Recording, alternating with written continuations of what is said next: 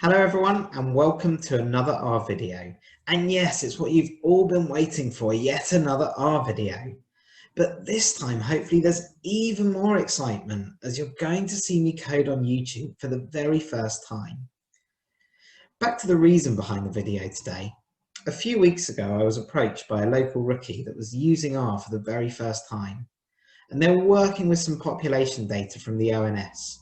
And they wanted to look at population estimates over the next 25 years by local authority, conduct some analysis, and maybe produce a few plots to see what's going on. And in turn, that will give them some really valuable experience with the tidyverse that they could then take forward to some of the bigger and more elaborate projects that they would work on over time. And with their permission today, I'm going to run you through the code that I developed to help them, because I thought it'd be really useful for other R users out there who themselves wanted to get started with the tidyverse. For those of you that want access to the code too, I'll make it available on my GitHub page after this video, and I'll put the link in the description below. The data itself comes in 3 files, as you can see here. One for females, one for males, and one for persons. And we can open one of these files and explore the data a little bit further. So I've got here the females file open, and we can have a quick look at it before we load it up into R. Firstly, we can see, if we just scroll down here, that we've got just under 34,000 lines of data. In terms of the data that we've got a code here that denotes the area, which begins with an E by the looks of it. We've got the area name, so we've got lots and lots of different areas. If we have a quick look, we can see it goes all the way from Ada down to Yorkshire and the Humber. We know it's population data. We know this file is females. Naturally, there will be one for males, and there'll be the all persons version as well. And we've got age group here. So this age group looks if it ranges from 0 all the way down to, so it groups everything together at 90 and over, and then seemingly it will have a total for all ages. So we just scroll down, so quick. There we go. So 90 and over all in one group, and then all ages together at the end. And then what we've got to the right is we've got annual figures here. So if we just take these filters off, we've got 2018, and we've got all the way through to, what's this here at the end, 2043. And you can see here the 2018 figures, they look like they're actuals because they're all whole numbers, but everything thereafter looks to be estimated because we got decimals. So that gives us a flavor of the data. Now we can load it up into R. Now the challenge I was given by this person had 3 distinct parts. Firstly, they wanted to read each of those 3 files into R and consolidate them into a single data frame. Then they wanted to conduct some groupings by age. So where you saw all of those ages in single age brackets, they wanted to group them into brackets of say 5 years. So 0 to 4, 5 to 9, etc. And then they finally wanted to conduct a little bit of visualization, visualizing some of the key metrics by local authority. So here we are, the moment that you've all been waiting for. We're finally on my RStudio screen. And now you're going to get to see the way that I code, perhaps the way that differs from the way you code or other people that you know code, and particularly some of the quirks in the way that I do things. First of all, some housekeeping. At every script, on the very first line, I'll give it a title. It's much like any document that you work on. Give it a title so that you know what it is. It's also really important to put the author of that script. So I know I work on my own, and naturally this script's been developed by me and it's got my name on it. But perhaps you work with somebody and 2 years down the line, you'll forget that you work with them on a piece of code. So give it an author, and that's particularly useful when you work in larger organizations too. And give it a date. It gives you a rough idea of when you worked on it. Just again, if you're referring back to it several years down the line, things may have changed within R in that time as well. So it might help you understand why you coded something in a particular way. The first thing I do within any script, and even if it's not the first thing that I do, as in load packages, but I will always have the packages listed at the top of my script. And that's even if I load them in, let's say it's a 1000 line script, even if I load them in on line number 888.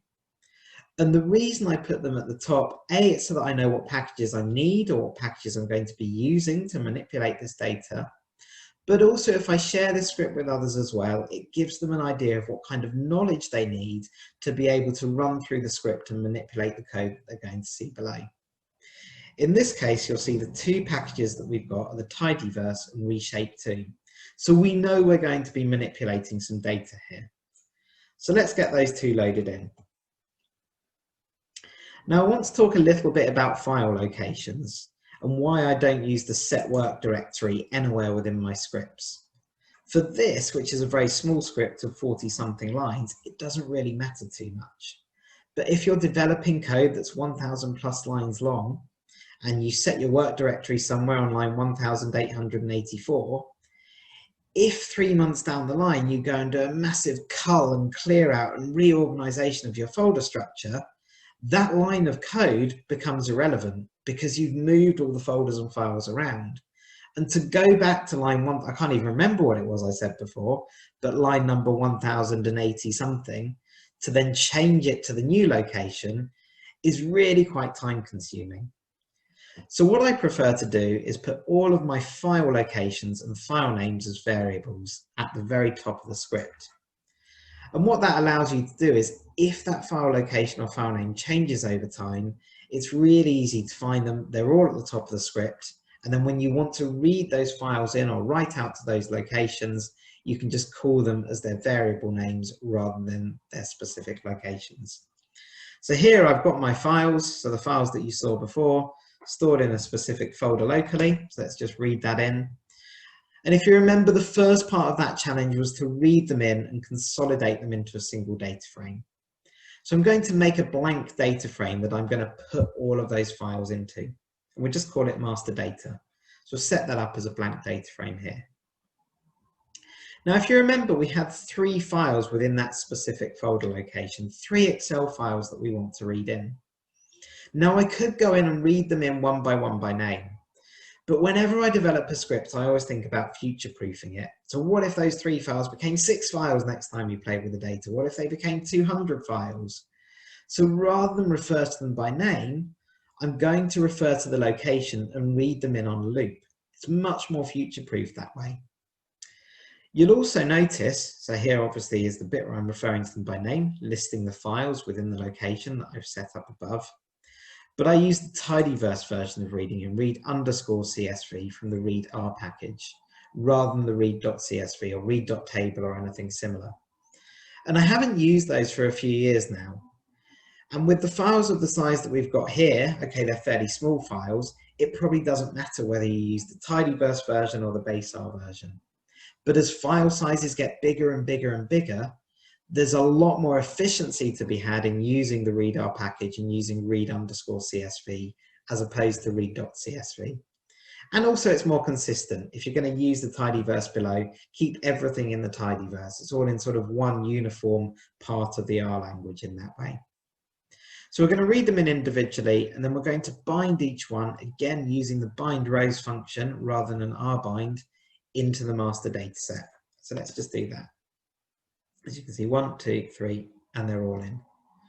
And we can have a quick look at our master data. And you'll remember from the Excel file that we looked at before, we've got the information on the area, what we're looking at, the age groups, and then the population figures. So great, we've read them all in. They're consolidated into one data frame, all nice and easy. With any data, there's always going to be some data cleaning. No one wants to do it. No one wants to tidy the data. But every data set is messy. Find me a data set that's not messy, and I'd probably bite your hand off because I wouldn't believe it. And here we've got a little bit of messy data to deal with. If we have a look at our age groups, you might remember this from Excel. Let's just scroll down again. You can see, and I've obviously gone past it, but you can see here you've got numbers, and then all of a sudden as it gets to 90 and over is grouped into one bracket.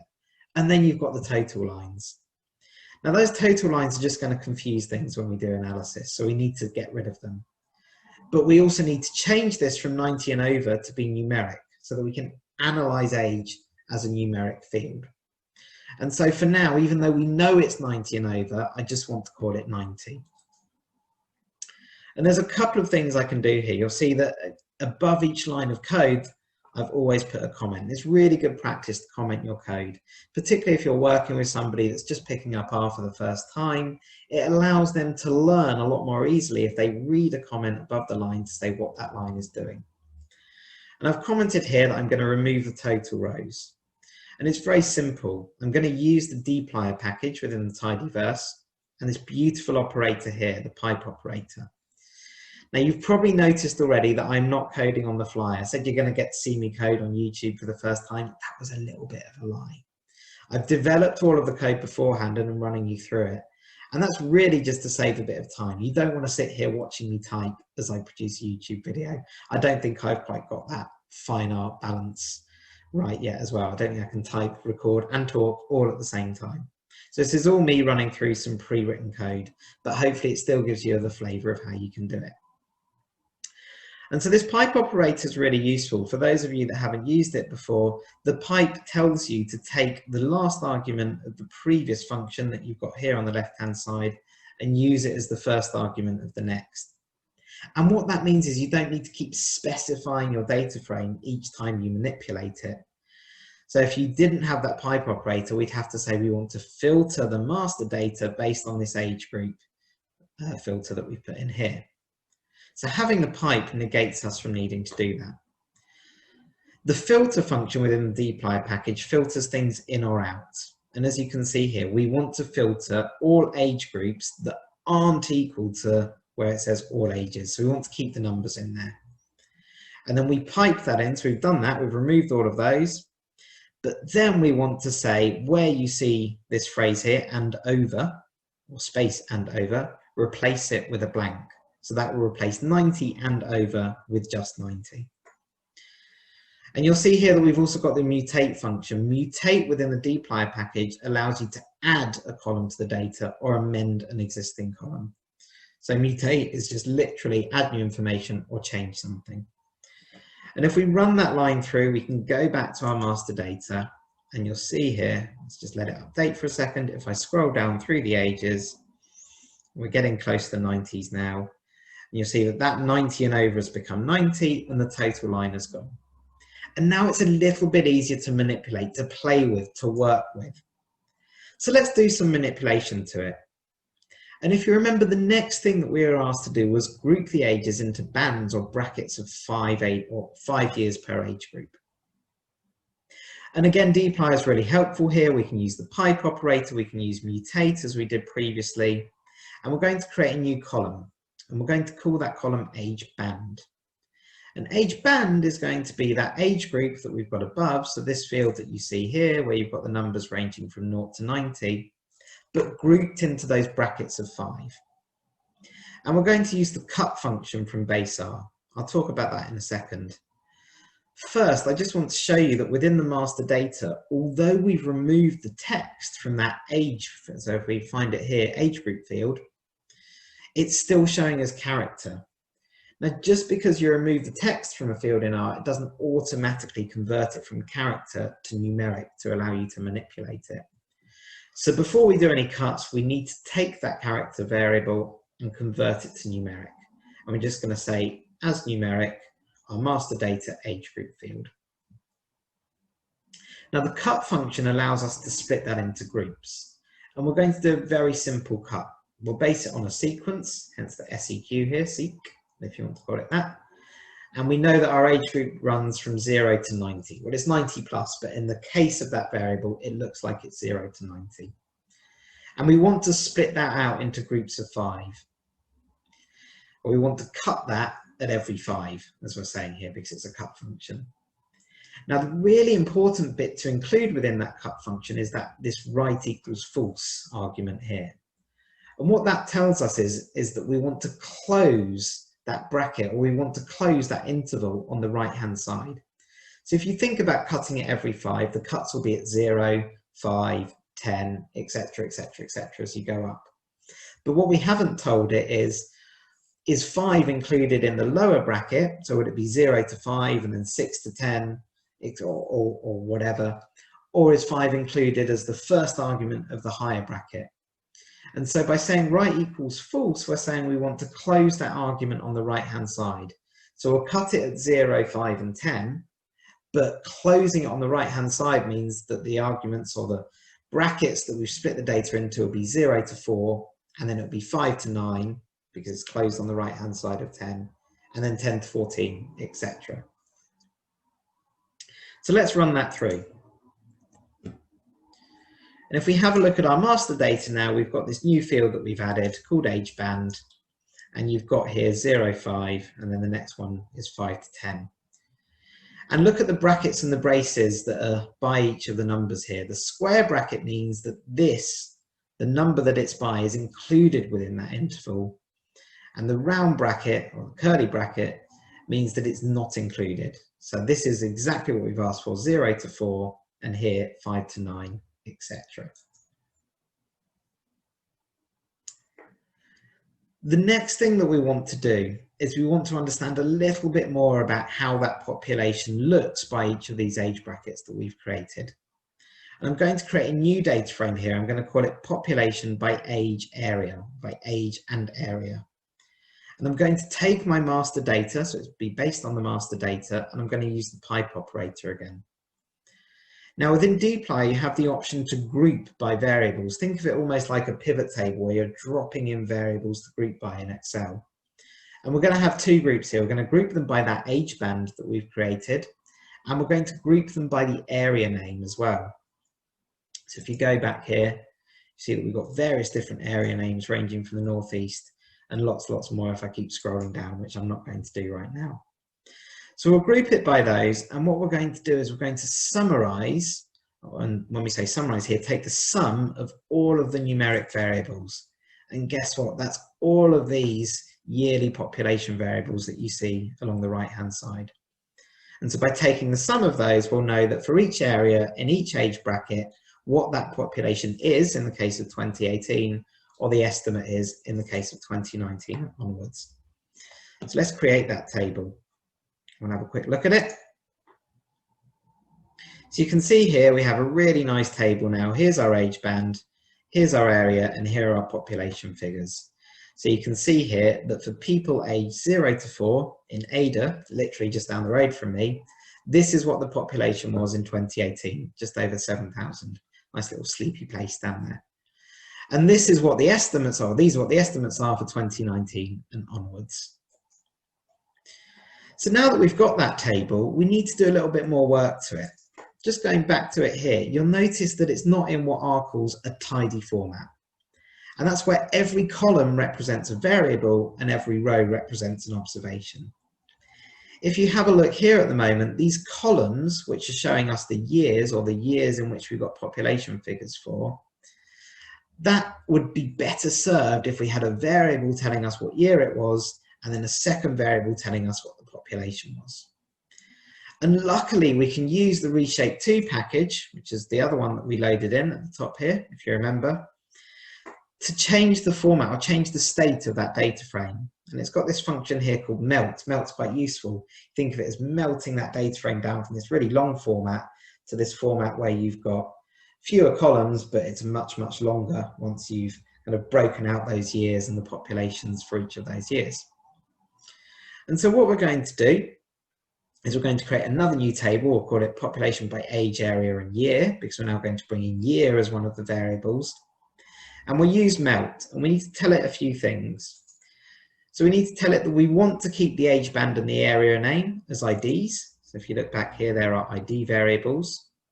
And we want to create a new variable from the rest of the columns, and we'll call that year. So 2018, 19, 20, etc. will go into year. And we need to tell it what the value name is. So the bit that sits in the middle here, all of these numbers will be our values, they're populations.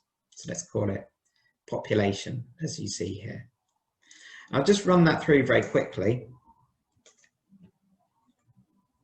Again, have a very quick look at it. And you can see here that what we've got now is, here's Ada, here's the age band, we've got 2018, and the population that we saw before. But there's one additional thing that we need to do. If I open this up here on the right hand side, you can see that because year was a column name previously, it hasn't converted it to a number.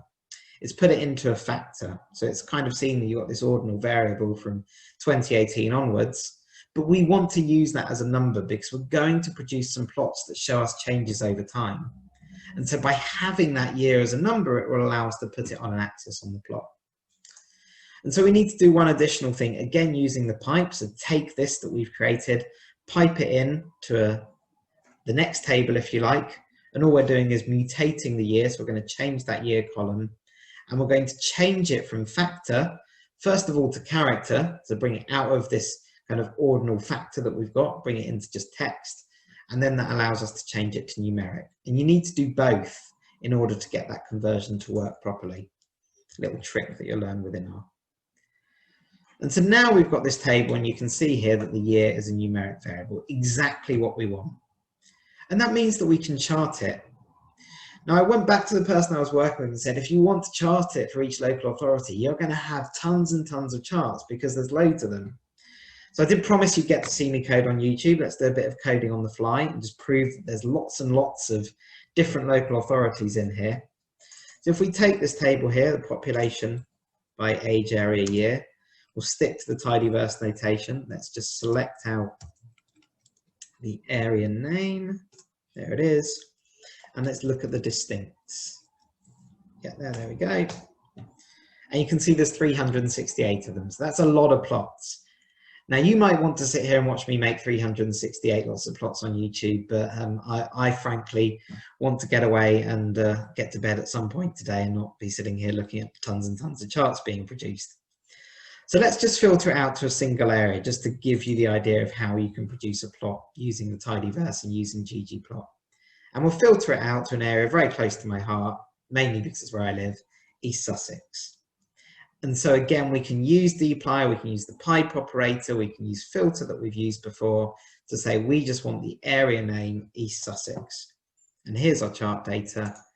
And look, voila, East Sussex, everything here. East Sussex, lots and lots of data, and I'm somewhere in there. I won't tell you which age band I'm in. I'm not going to divulge my age on YouTube. But we can plot it now, and we'll plot it again, staying in the tidyverse using ggplot. Now, for those of you that haven't used ggplot before, you'll notice this plus notation here. Think of it almost like a pipe. Plus is your ggplot version of the pipe. In fact, I know it's one of Hadley Wickham's biggest regrets that the two of these aren't a little bit more consistent and do the same thing. But anyway, let's use this plus notation here. And really going into the depths of ggplot, there is a cheat sheet out there, which I'll reference below within the video for those that want to look further into it. And I am developing a ggplot training course at the moment. Yes, shameless plug, but I'll put that through there. ggplot, there's really a lot to take in. There's a lot to think about in terms of a plot. And I can't sit here and explain all of it right now. But to give you a feel, we're going to make a plot using the chart data that we created. And we need to set up what's called the aesthetics of that plot. And the aesthetics, as you can imagine, is what that plot looks like. And what it's going to look like is we'll put year on our x-axis and population on our y-axis. But rather than just having that single line, we've got these age bands that we've created. So it'd be quite nice to sort of have a different series for each of the age bands. And we can do that by setting the color to be our age band, so a different color for each of the age bands. Now I'm just going to run this through to show you what it produces, because what you'll see here from the plotting window is that literally we've just drawn out the axes. So think about ggplot a bit like a piece of paper, how you would draw a plot if you had a bit of paper in front of you. The first thing you do is draw out the axes and set it up in the way that we've set it up here. Once you've drawn the axes, you can plot the points onto the chart that sit within those axes. And here, the best way to do it would be a line chart. And so we use a geom. So a geom is a second, you've got the aesthetics, then you've got the geoms within ggplot to say, show us a line for each of these aesthetics that we've set up. And by doing that, you can see that we now have a wiggly line for each of the age bands. In fact, we have far too many wiggly lines to make this a useful plot. And I did go back to the person I was working with and said, you might want to look at this in age brackets of 10, or you might want to look at some of them on separate plots, because this is quite confusing. It's made more confusing by the fact, if I just zoom in here, you can see we've got this wonderful grey background on the plot as well. And this is the default that ggplot gives you. It gives you these grey backgrounds, and again, you may or may not be able to see some white lines just showing you where that sits against the axis. And that's lovely, but really we just want to make it look a little bit cleaner. And I'm not going to get too deep into the themes within ggplot now, but this is something you'll find very useful, almost as a default when you're using ggplot. Set the theme to be what's known as theme minimal, and that just gets rid of that background. It makes it look a lot cleaner to produce. So let's just do that. Let's run the whole thing through, set it to be plot, and let's call the plot.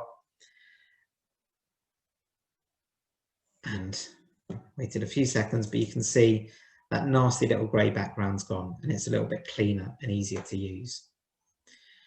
Now, naturally here, I've only scratched the surface of the tidyverse. This was just to give you a little bit of a feel of how you might go about manipulating and charting some data. There's obviously a lot more to it than that, but hopefully this is enough to get you started. And if indeed it inspires you to learn the tidyverse or to use the tidyverse more, do get in touch. I do one-to-one coaching on R and specific aspects within the R environment and business. And as I said, I am developing training courses at the moment, specifically around tidyverse and ggplot, but I can do training courses in any aspect of R, from very basic to a lot more advanced. And of course, if you want to see more in-depth coding, subscribe on Patreon too. So there's already a video on there about predicting no-shows, which could be used for medical appointments or hospitality, or indeed hair appointments and beauty appointments at the moment. And that's obviously quite a big thing given the smaller amount of capacity that they've got when they are allowed to open. So if you want to see more in-depth coding, do subscribe on Patreon, and you can see more videos like that that give you much longer forms of me coding on YouTube and probably cracking a few poor jokes too. I will, as I said at the beginning, post the code for this on GitHub. So if you want to follow along with any of this code, you can just log into GitHub and find the code on there. I'll link that into the description below. As I say, do get in touch if you've got any questions, if you want to talk about more in-depth R training resources, or indeed if you want any help solving your business problems around customer analytics, email marketing, or anything else with data science. You can get in touch via email or through my socials. The links will be displayed below, at the end of my video, and on the channel page. I hope that was really useful, and look forward to seeing you all soon.